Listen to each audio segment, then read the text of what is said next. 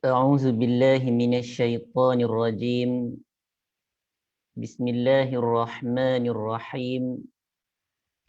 السلام عليكم ورحمة الله وبركاته.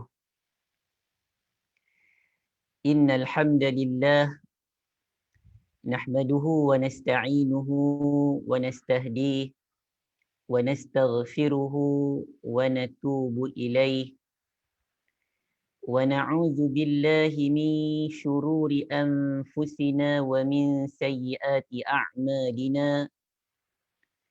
من يهد الله فلا مضل له ومن يضلل فلا هادي له. أشهد أن لا إله إلا الله وحده لا شريك له وأشهد أن محمدا عبده ورسوله.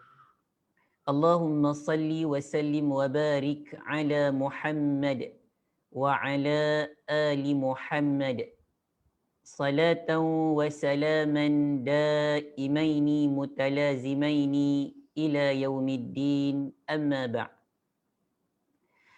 قال الله تعالى في كتابه العزيز بعد أعوذ بالله من الشيطان الرجيم: ومن أحسن قولا ممن دعا إلى الله وعمل صالحا وقال إنني من المسلمين.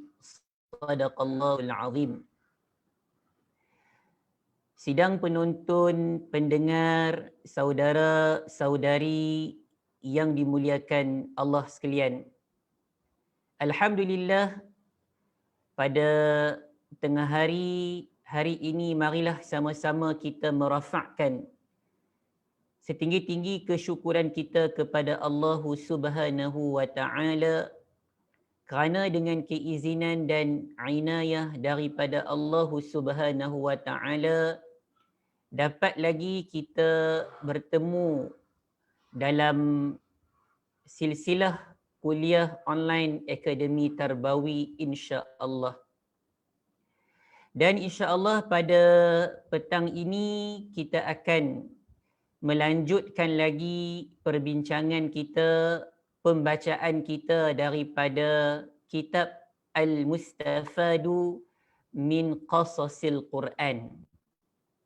Alhamdulillah, kita telah pun melihat sebelum ini tentang kisah Nabi Ibrahim alaihi salam dan juga pengajaran daripada kisah tersebut. Kemudian kita melanjutkan kepada kisah Nabi Ismail alaihi assalam dan kita telah pun melihat beberapa pelajaran dan pengajaran daripada kisah tersebut. Dan insya-Allah pada petang ini kita akan melihat pelajaran yang terakhir. Pelajaran yang terakhir daripada kisah Nabi Ismail alaihi assalam. Seperti mana yang telah pun kita jelaskan dalam 2 ke 3 pertemuan sebelum ini, daripada kisah Nabi Ismail alaihi salam ini terdapat sekurang-kurangnya 7 pelajaran ataupun pengajaran bagi dakwah dan juga para da'i dan para da'iyah. Dan insya-Allah pada petang ini dengan waktu dan kesempatan yang Allah Subhanahu wa taala berikan kepada kita, kita akan melihat pengajaran ataupun pelajaran yang ketujuh yang terakhir daripada kisah Nabi Ismail alaihi assalam untuk dakwah dan para pendakwah. Pelajaran yang ketujuh iaitu laisa min haqqil ahli ma'siyatullah min ajlihim. Laisa min haqqil ahli ma'siyatullah min ajlihim. Ertinya tidak boleh bermaksiat. Tidak boleh bermaksiat kepada Allah Subhanahu wa taala dengan alasan hak keluarga. Jadi tak boleh kita melakukan maksiat ataupun melanggari perintah Allah Subhanahu wa taala dengan alasan ada hak keluarga yang perlu kita tunaikan, yang perlu kita laksanakan ataupun kita dahulukan. Jadi kalau kita tengok pengajaran yang ketujuh ini, dia ada kaitan dengan pengajaran yang keenam. Pengajaran yang ketujuh yang kita nak tengok pada petang ini, dia ada kaitan ataupun kesinambungan daripada pengajaran yang keenam, iaitu al-qiyamu bihaqqil ahli, memenuhi hak keluarga.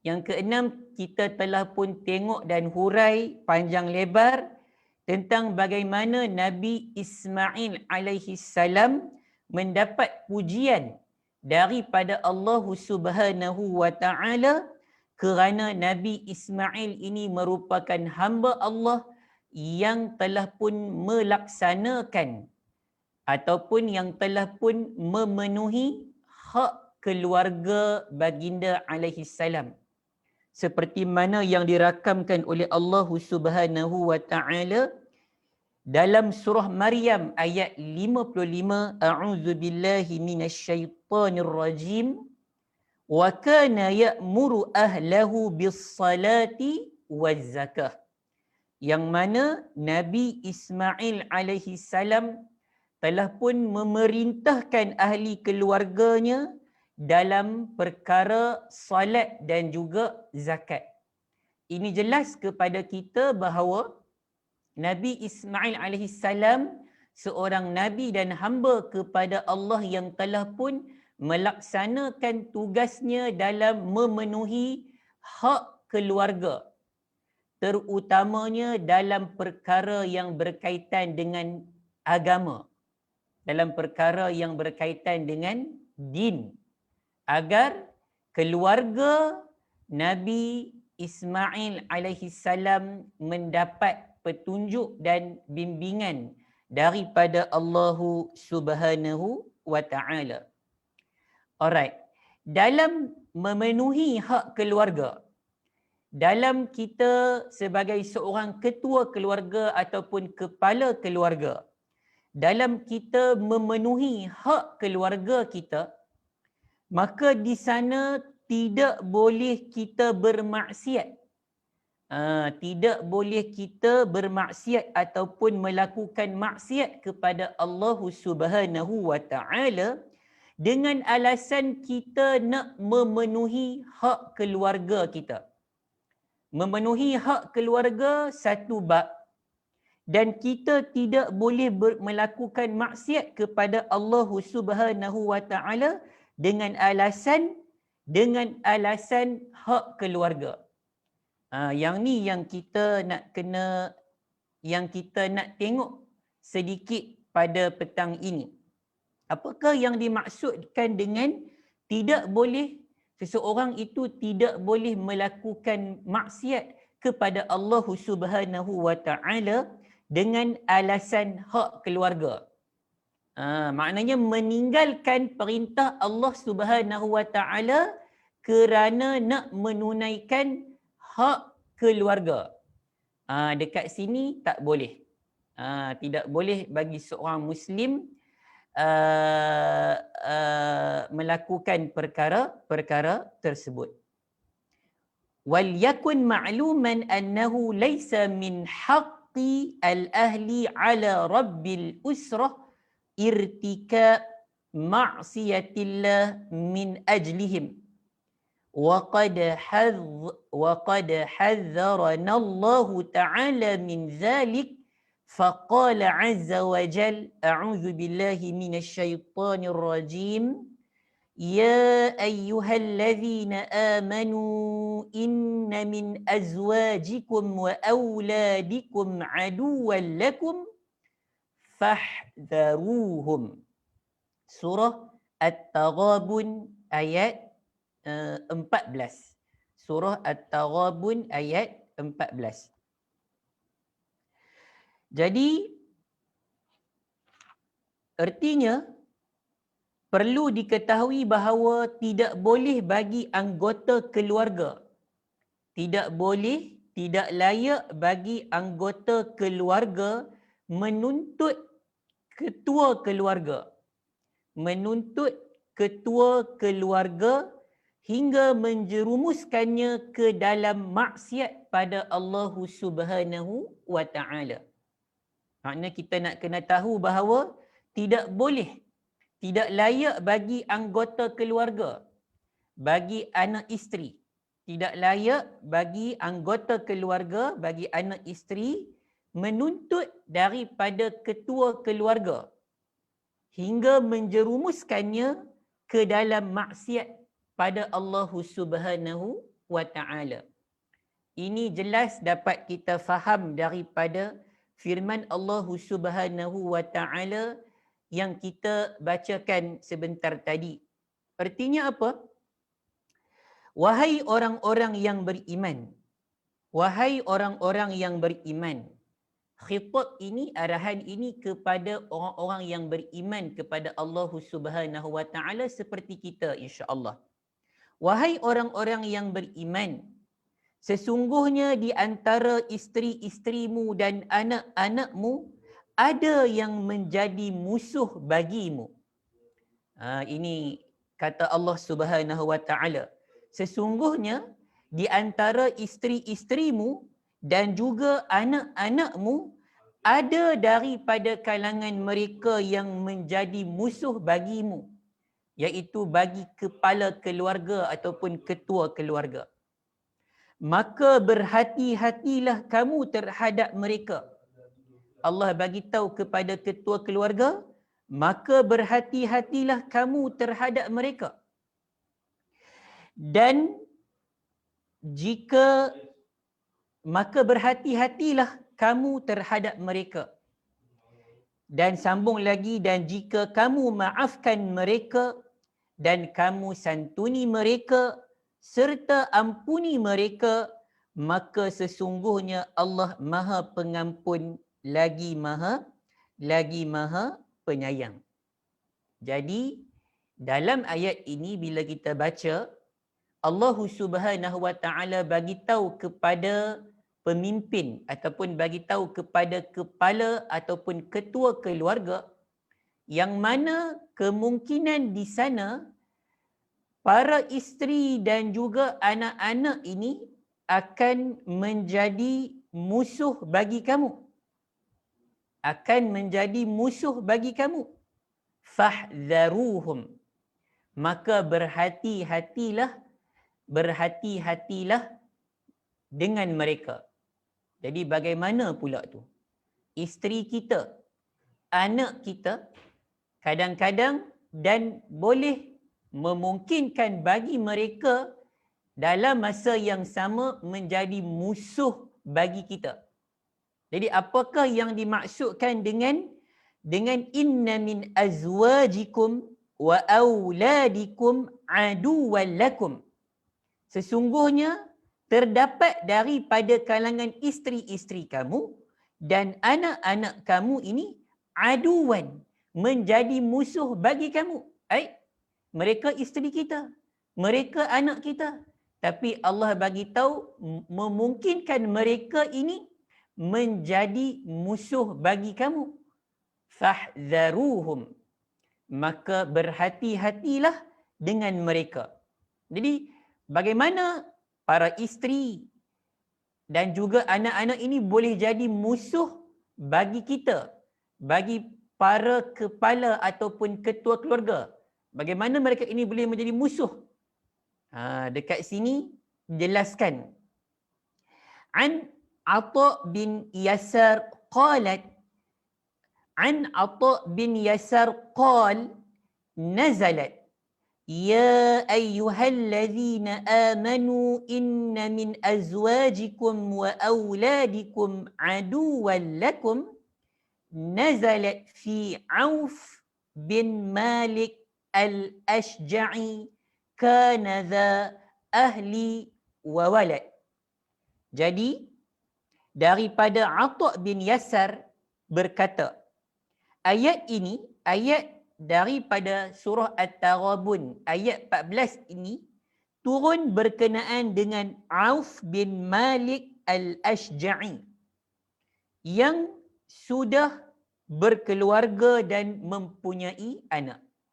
Jadi kata Atha' bin Yasar, ayat ini dia turun kepada Auf bin Malik al-Ashja'i yang memiliki, yang sudah pun berkeluarga, yang ada anak isteri, yang ada keluarga. Wa kana idza arada al-ghuzu bakau ilaihi. Kata Atha' bin Yasar ini, ketika ia hendak pergi berjihad, ketika Auf bin Malik al-Ashja'i ini hendak pergi berjihad, hendak keluar berjihad, mereka menangis. Maknanya ahli keluarga Auf bin Malik ini, mereka mai dekat dia dan menangis. Mai dekat Auf bin Malik ini dan menangis seraya berkata, menangis, datang dekat kita ni, datang dekat Auf bin Malik ni menangis-nangis. Menangis-nangis dan berkata, kepada siapa engkau nak tinggalkan kami? Yang engkau nak keluar pergi berjihad ini, tak sayang ke dekat kami ni? Begitulah perkataan yang saya cuba sampaikan. Kepada siapa engkau nak tinggalkan kami ini? Ila man, kepada siapa engkau nak tinggalkan kami ini?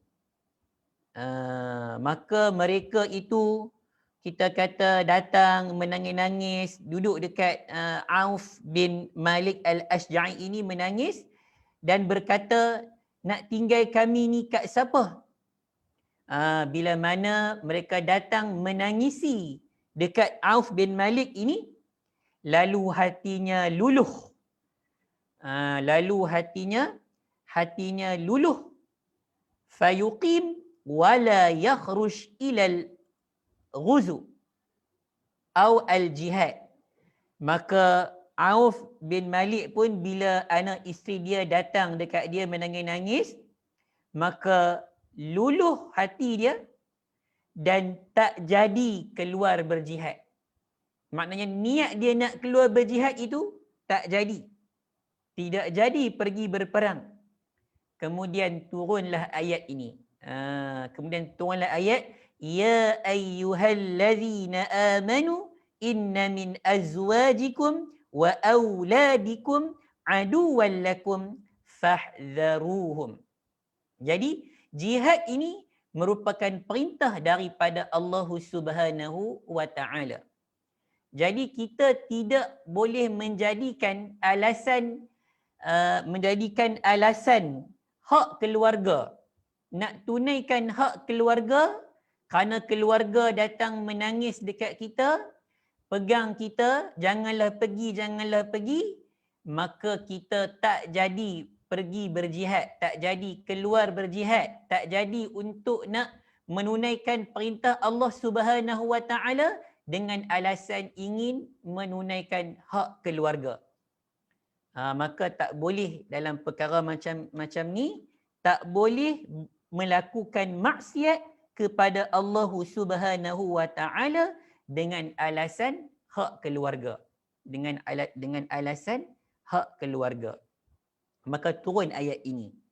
Wa qala Abu Bakr bin Al-Umari muwaddihan wajhu adawatil azwaj wal aulad.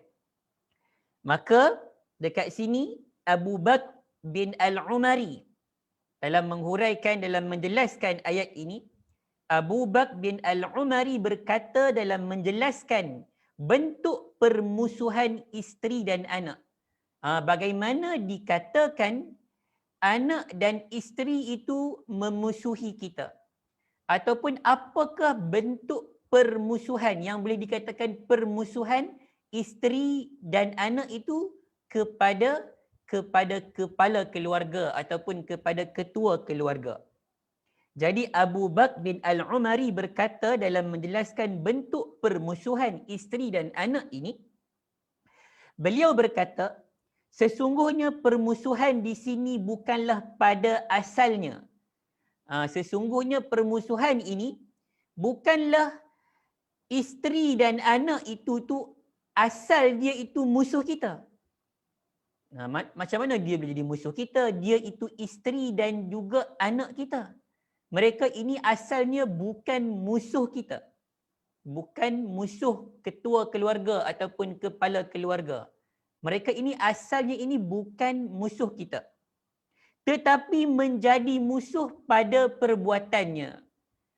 Tapi dengan perbuatannya, dengan tindakannya, dengan respon daripada anak isteri itu, kadang-kadang boleh menjadikan mereka musuh kepada kita.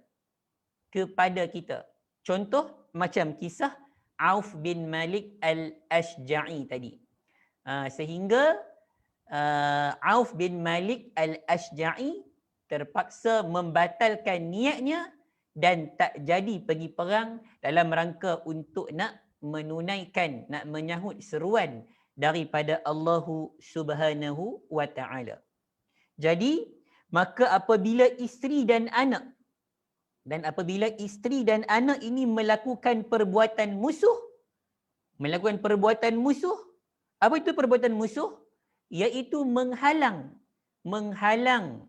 dalam rangka menghalang suami mereka ataupun ayah mereka untuk keluar pergi berjihad. Itu dikatakan perbuatan musuh. Dan maka apabila isteri dan anak melakukan perbuatan musuh, maka secara tidak langsung mereka menjadi musuh kita. Maka mereka secara tak langsung menjadi musuh kita. Dan tidak ada perbuatan yang lebih jelik daripada penghalang antara seorang hamba dengan ketaatan Rabbnya. Seolah-olah dalam kisah tadi, isteri dan anak kepada Auf bin Malik Al-Ashja'i ini telah pun menzahirkan permusuhan mereka dan mereka secara tidak langsung menjadi penghalang kepada Auf bin Malik Al-Ashja'i untuk keluar menyahut seruan Allah untuk keluar pergi berperang ataupun berjihad di jalan Allah Subhanahu wa Ta'ala. Ini telah pun dijelaskan oleh Imam Al-Qurtubi. Cerita tentang riwayat Atha bin Yasar ini telah pun masukkan dalam tafsir Imam Al-Qurtubi yang sama-sama kita jelaskan sebentar tadi. Jadi muslimin, muslimat, saudara-saudari yang saya kasihi sekalian. Dalam perkara ini, dalam pengajaran yang ke-6 ini, tidak boleh melakukan maksiat ataupun bermaksiat kepada Allah Subhanahu wa Ta'ala dengan alasan hak keluarga. Maka di sini dapat kita simpulkan beberapa perkara dalam masalah ini. Wal qanun fi hadhihi al mas'alah. Jadi kita dapat simpulkan ada beberapa perkara. Sekurang-kurangnya ada 2 perkara ataupun 2 hukum yang boleh kita ambil dalam masalah ini. Yang pertama apa, kita tengok sikit. Yang pertama, cara kesimpulannya, rumusannya insya-Allah. La yajuzu lil muslim an yatruka amra rabbih wa syar'ihi bi suratin ma itharan minhu wa tafdilan li raghbah au li manfaati waladihi au zawjihi au kainan man kana minal bashar. Ini hukum yang pertama ataupun rumusan yang pertama yang dapat kita ambil, iaitu tidak boleh bagi seorang muslim, tidak boleh dan tidak harus bagi seorang muslim meninggalkan perintah Rabbnya, meninggalkan perintah daripada Allah Subhanahu wa taala dan syariatnya dengan alasan apapun, ataupun mendepankan keinginan atau manfaat untuk anak, isteri atau sesiapa pun daripada manusia. Jadi saya rasa ini clear dan kita semua dapat faham perkara ini, bahawa tidak harus dan tidak boleh bagi seorang muslim untuk meninggalkan perintah daripada Allah Subhanahu wa taala dengan alasan apapun, ataupun dengan alasan mendepankan, mengutamakan keinginan ataupun manfaat untuk anak ataupun isteri. Macam dalam kes Auf bin Malik al-Ashja'i tadi, bahawa beliau tak keluar pergi berjihad kerana ingin mengutamakan manfaat untuk anak dan isteri. Tak kiralah anak ke, isteri ke, atau sesiapa pun daripada manusia. Tak boleh bagi seorang Muslim. Hendaklah kita kata meletakkan Allah di depan kita. Meletakkan syariat dan perintah Allah Subhanahu wa taala di depan kita. Tak boleh kita menjadikan alasan ahli keluarga kita ataupun sesiapa pun daripada kalangan manusia untuk kita tidak melaksanakan perintah daripada Allah Subhanahu wa taala. Itu yang pertama.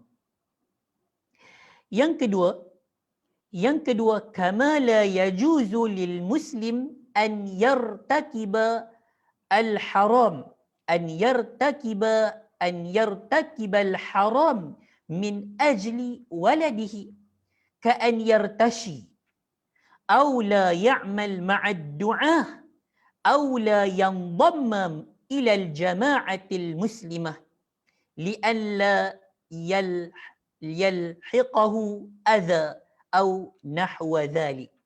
Jadi yang kedua yang dapat kita rumuskan, tidak boleh bagi seorang Muslim untuk melakukan sesuatu yang haram. Tadi melakukan perintah Allah, melaksanakan perintah Allah.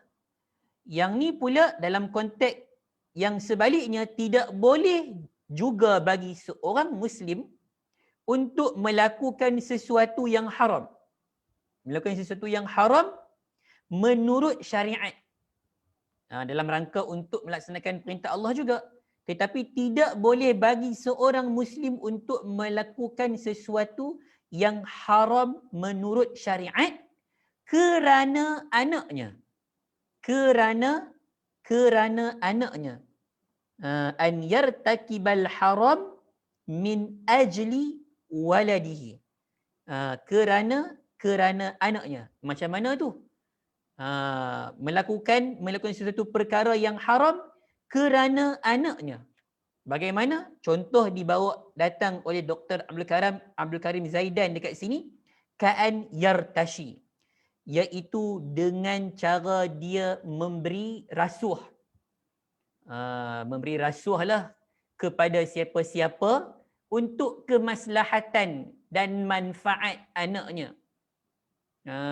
Contoh nak dapat sesuatu manfaat untuk anaknya, sehinggakan seorang ayah itu memberi rasuah kepada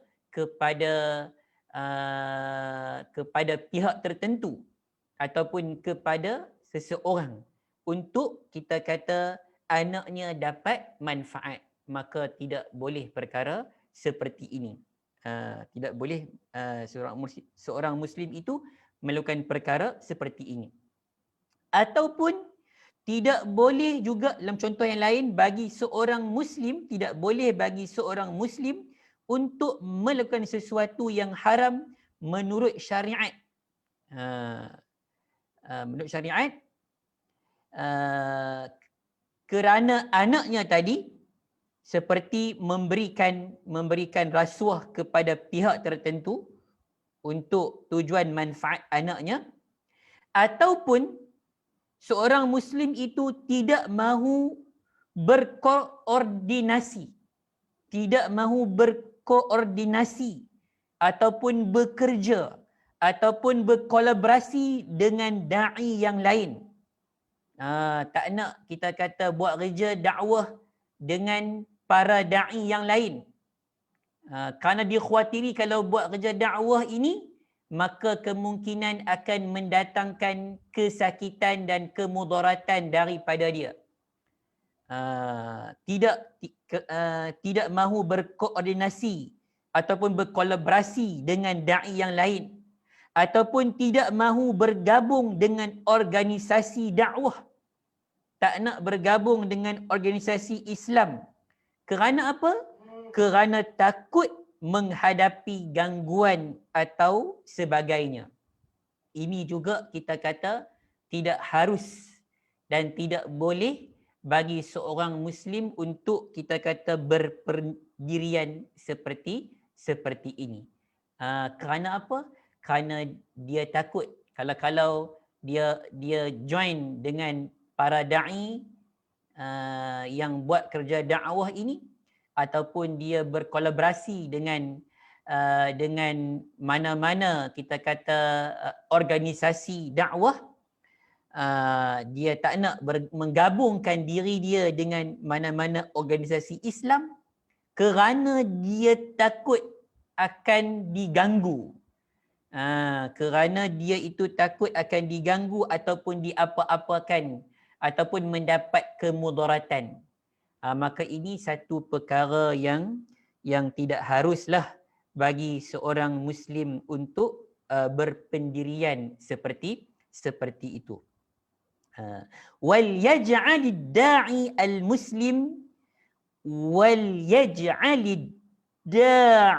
al-muslim syi'arahu.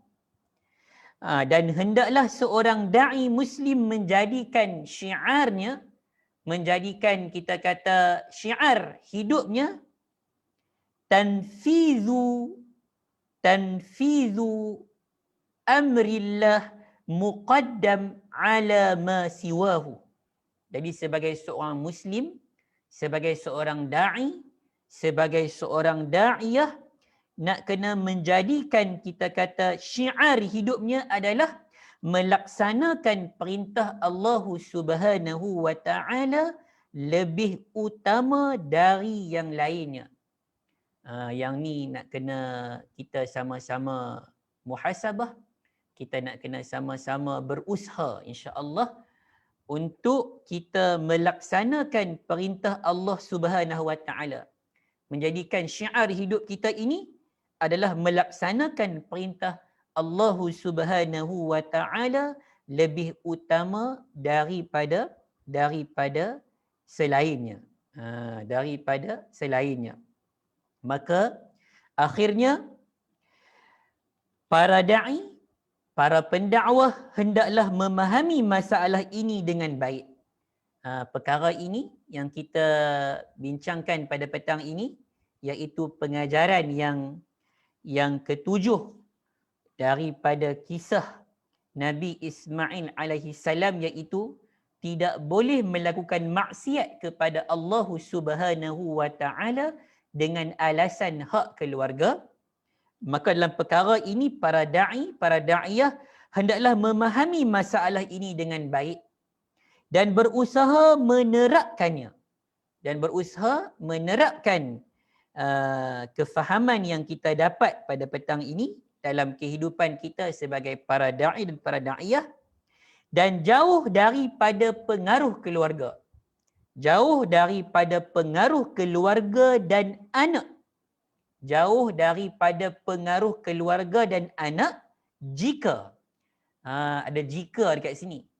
Sebenarnya kita nak mengharapkan anak dan isteri kita ini bersama-sama dengan kita ini untuk mendokong projek dakwah dan tarbiyah. Tetapi jika mereka berusaha, jika para isteri dan anak-anak ini, jika mereka berusaha memalingkan para da'i daripada dakwah, maka kita nak kena jauhi mereka. Nak kena jauhi mereka. Maknanya tidak boleh seorang da'i menuruti kita kata ahli keluarga, mereka yang cuba untuk memalingkan mereka daripada urusan agama, daripada urusan dakwah, daripada urusan jihad fi sabilillah. Ini merupakan perkara yang sama-sama para da'i dan para da'iyah nak kena cuba faham dan cuba kita kata menerapkan perkara ini dalam kehidupan seharian kita, dalam kehidupan dakwah dan tarbiyah yang sama-sama kita insya-Allah cuba galas ini. Mudah-mudahan Allah Subhanahu wa taala memberikan kekuatan insya-Allah kepada kita semua, para da'i dan para da'iyah. Sebab itu kalau para da'i dan para da'iyah dapat al-qiyamu bihaqqi al-ahli, dapat memenuhi hak keluarga yang kita bincangkan dalam pengajaran yang ke-6 pada minggu lepas, dapat kita kata memberikan pendidikan dan pentarbiahan yang baik kepada keluarga kita, dapat sentiasa berusaha mengutamakan pendidikan agama, pendidikan yang berkaitan dengan din Allah Subhanahu wa taala dalam keluarga kita, insya-Allah di sana para isteri dan anak-anak dia tidak akan jadi musuh kepada usaha dakwah kita. Bahkan para isteri dan anak-anak akan menjadi sahabat seperjuangan bersama-sama kita dalam misi visi untuk menegakkan din Allah Subhanahu wa taala di atas muka bumi ini. Jadi muslimin muslimat, saudara-saudari yang dirahmati Allah sekalian, saya kira itulah yang dapat saya cuba sampaikan pelajaran yang terakhir dari kisah Nabi Ismail alaihi salam untuk dakwah dan para pendakwah. Semuanya ada 7 pelajaran ataupun pengajaran yang kita dapat daripada kisah Nabi Ismail AS.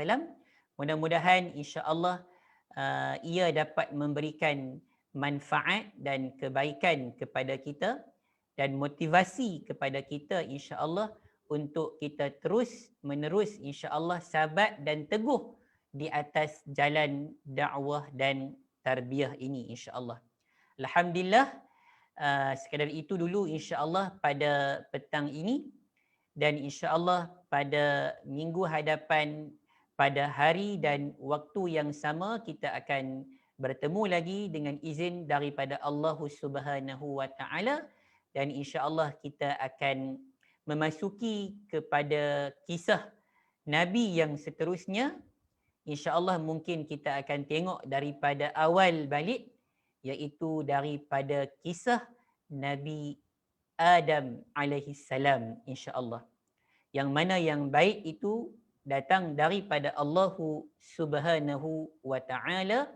Yang lemah daripada saya mohon maaf, dan marilah sama-sama kita mohon ampun daripada Allah Subhanahu wa Ta'ala di atas segala taksir dan kekurangan yang kita lakukan selama ini.